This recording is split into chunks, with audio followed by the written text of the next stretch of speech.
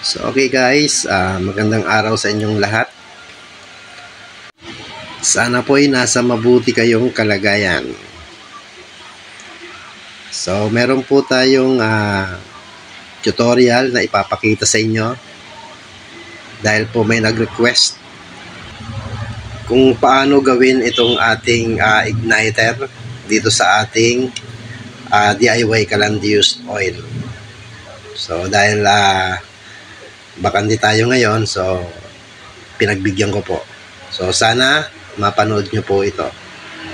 So kung bago ka pa lang po sa channel na to, please subscribe my channel, then paki-like and share, then click all para lahat ng video na i-upload ko ay updated po kayo. So tara, umpisahan na natin.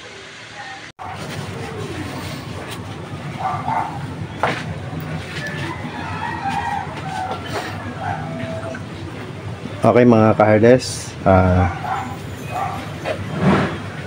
meron tayong tutorial na ipapakita sa inyo tungkol dito sa ating spark plug, kung paano po magkabit ng ignition switch para dun sa ating DIY kala natin. So una po, bago ka po bumili ng spark plug, so dapat po bumili ka muna po ng 1/4 na coupling. Pero dahil wala po akong coupling na available, so itong 1/2 na may reducer na 1/4, so kukunin ko na lang tong dulo na to, so para may kabit ko itong spark plug dito. So mas maganda po kung coupling po ang gagamitin nyo para hindi na kayo magpantay dito, kasi ito pag kinat ko ito, syempre papantayin ko pa siya para parehas ang laki niya. So kung coupling, so yung isang coupling pwede nyo pong hatiin yun, so dalawa po ang magagamit nyo. So ito po, dahil ito lang ang aking available, so kukuha na lang po ako dito para may paglagyan ako nitong spark plug. So ikakat po natin to. So yan, bali po ang kakat natin,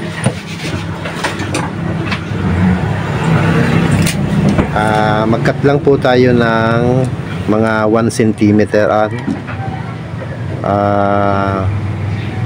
2, hindi, 1.5 cm po. Yan, cut po tayo ng 1.5 cm dito sa ating reducer na 1/4. Kung coupling naman po, hatiin nyo lang po yung coupling, pwede na po yun. So okay po, kakat na po natin to. Okay mga ka-hardes, shoutout muna tayo. I-flash ko na lang sa screen sa lahat ng mga kalkalero dyan. So shoutout po sa inyong lahat.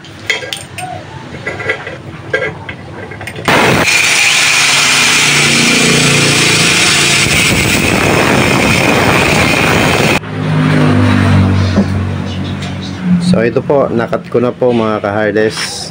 Ito po siya. Bago po kayo bumili ng spark plug, bili muna po kayo ng coupling na 1/4. Then bili kayo ng spark plug para masukat nyo po kung tama po siya, kung sakto po siya na may thread nyo po. Ayan. So ito po, sakto po to sa 1/4. Ito pong aking binili na spark plug, galing po ito sa tricycle ko na, sa motor ko na 155 na Honda TMX. Ito. So ano po to, Nippon Denso. Ayan, Denso Japan. So malakas po ito. So ito po mga ka-hardes. So ngayon ilalagay natin to sa itatap natin to sa chamber. So okay po. Ito yung ating mini chamber. Ayan. So dahil mini chamber, mini nozzle din siya. So ayan. Ganito, kaiksi. Hindi pa tapos yan. Ayan. Ito kaiksi yung ilalagay natin. Kasi po, mababa lang po yung ating chamber. So, subukan natin kung maganda rin ang performance nito. Kahit maliit lang po.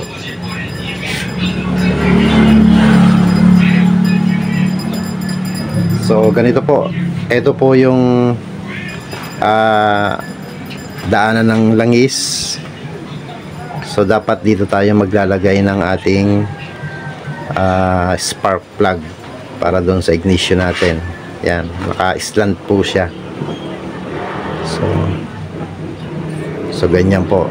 Huwag nating tatapat dito kasi mahirap maglagay-lagay. Dito at least ano siya, open parehas. Ayan. So dapat ang height natin dito is from flooring.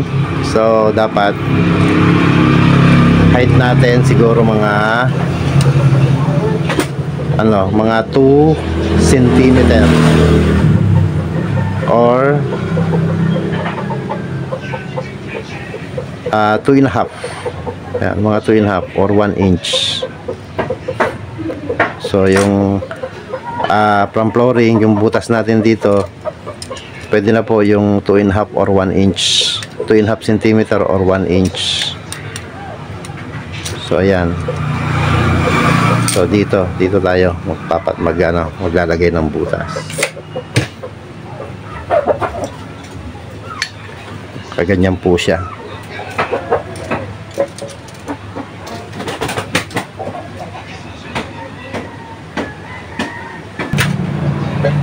So ito po, nasa 1 inch po ang distance niya from flooring. So hanggang dito po.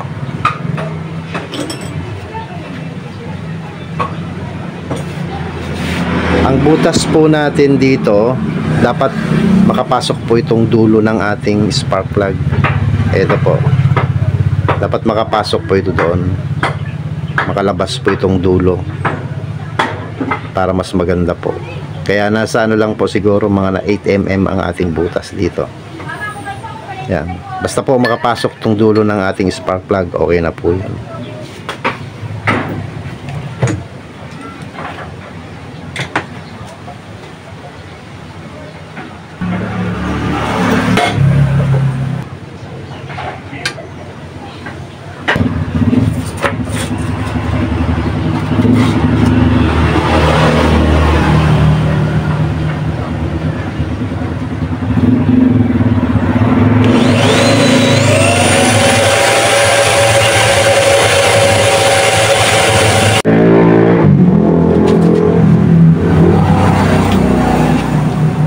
So ito po mga kardes, naputasan ko na po yung ating burner or chamber. So ito po siya. Ayan. So ayan po.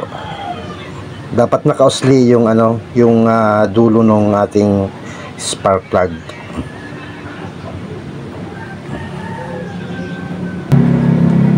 Yan lang po yung nakausli doon sa loob ating spark plug. Then lalagyan natin itong coupling. Yan yung ating socket. Yan, para may lagay natin yung ating spark plug. Then i-welding po natin to. Bali nakaganyan po siya. So okay po.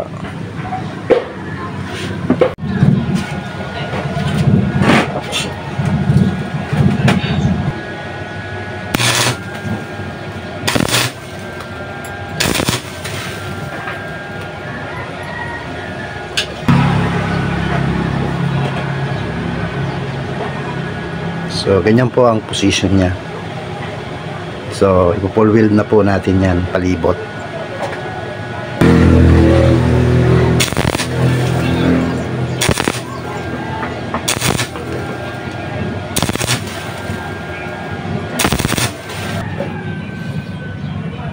Ito na po mga kardes, naikabit na po natin yung ating sakit ng ating spark plug dito sa chamber. So ayan po.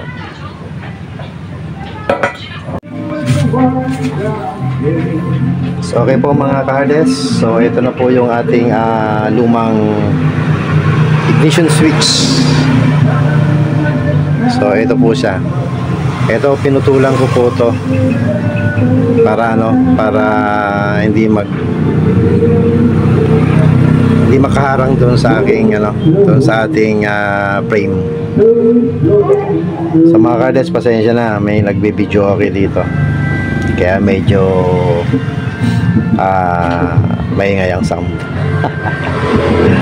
Sana wag tayong makapiright. So, okay mga kardes, kasi malapit lang dito yung video okay sa amin. Andyan lang sa beach. So ito po mga kardes. So ito po, wala po itong external power supply. So ito po, nagpo-provide po ito ng kuryente. Dahil meron po itong capacitor dito.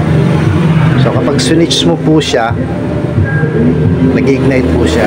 So nagkakaroon po siya ng kuryente. So hindi po natin kailangan ng additional power supply. So ang kailangan lang po natin, itong ground po na ito is negative, is nakakonect dito sa ating chamber o kaya sa ating frame para connect to ground po siya. So ito po yung positive. Ito po yung nagbibigay ng kuryente. So dito sa ating spark plug. So ngayon po, dahil wala pa po tayong frame nito, so ang gagawin po natin, gagamit lang po muna tayo ng connector wire. So i-connect natin to sa ground, yung isa dito, then dito rin sa chamber i-connect natin para mag-connect sila ground to ground. So okay po. Kung may chassis na po, kung may frame na po kayo ng kalan nyo, so hindi nyo na kailangan po nito dahil naka-screw na po ito doon sa ating panel board ng kalan natin. So hindi mo na kailangan mag-connect ng ground kasi pag na-screw na po ito doon sa frame natin sa kalan, automatic connected na po siya dito sa ating chamber. So okay po, ito po ang gagamitin natin kasi wala pa po tayong frame, so mag ground to ground lang po tayo.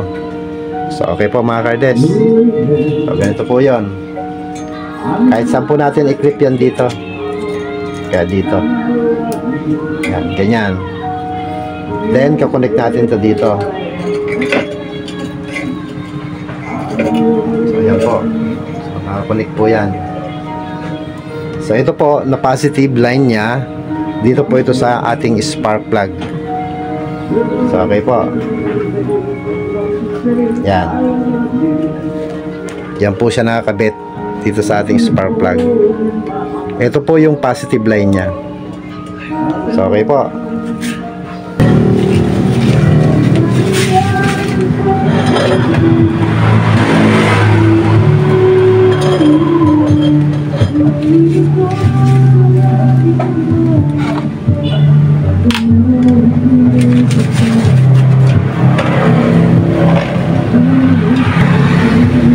So okay po mga kardes, itong positive line nya dito natin ilalagay dito sa spark plug. Ayan. Then nagamit po tayo ng connector para po ito sa ground. So ito po. So dito po natin kakabit para mas mas madali. Ayan. Kalagyan natin ng oil. natin ng konting oil.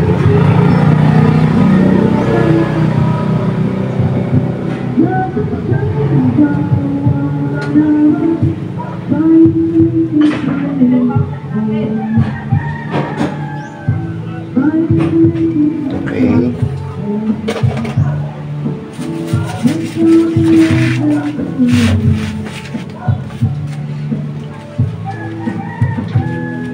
Lagyan natin ng tissue paper.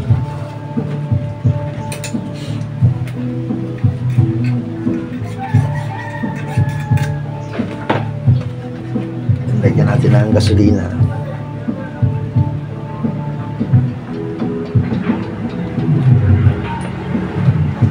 And para natin power. Top on.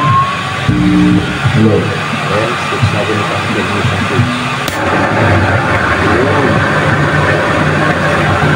Galing.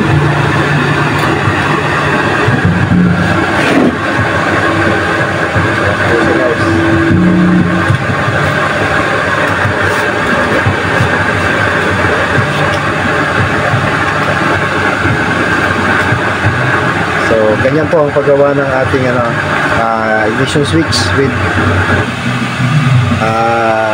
spark plug. So, okay po. Napagana po natin. Sumindi naman po siya. So, success po yung ating ginawang igniter. So, ito lang po. Kung ito yung nakakabit na sa sa frame, hindi mo na po kailangan tong connector. So, ito, hindi mo na po kailangan to. Kasi ito, tornilyo mo na po ito doon sa body ng kalan. So, ikakabit mo na lang po. Ito. Makakabit yan dapat dito. So, ayan po. Ito po yung ating ignition switch. Ito po yung ating spark plug.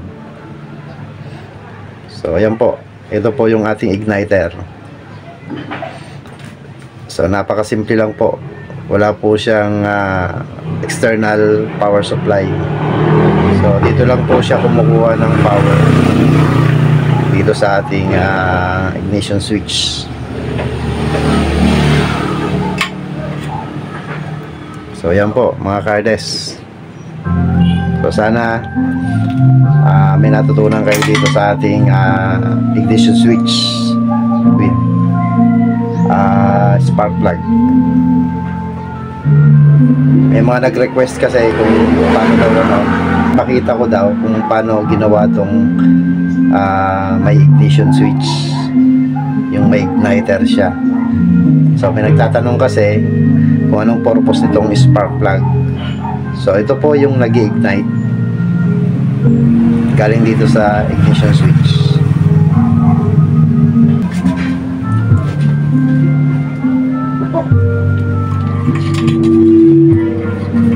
So, ulitin-ulit natin pa-ignite itong ating igniter. Dapat po laging may oil na nakalagay doon sa ating chamber, kahit po konti lang.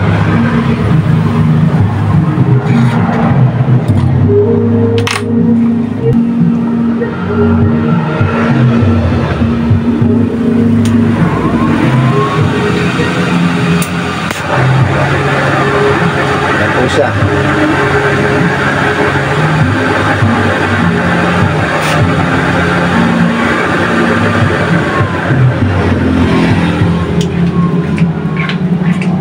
Ayan po mga Cardes.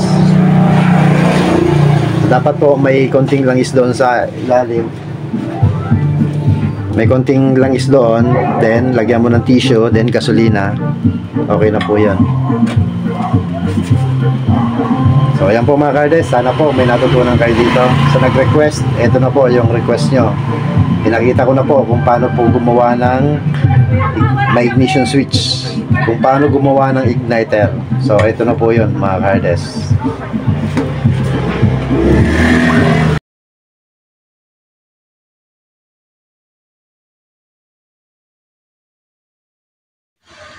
So hanggang dito na lang po ang aking video.